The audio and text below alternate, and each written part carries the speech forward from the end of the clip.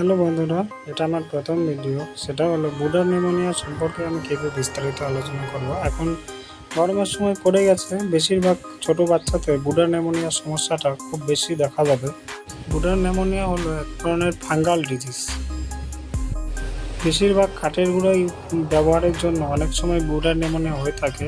হিটের পরিমাণ কম বা বেশি হলে বুডার নিউমোনিয়া হয়ে থাকে। প্রথমত বুডার নিউমোনিয়া যদি না আসে তার জন্য আমরা প্রথমে কাজ করতে হবে কি, প্রথমত টেম্পারেচারটা আমাদেরকে একই রকম রাখতে হবে। তার টেম্পারেচার কোনো রকম কম বেশি করা যাবে না।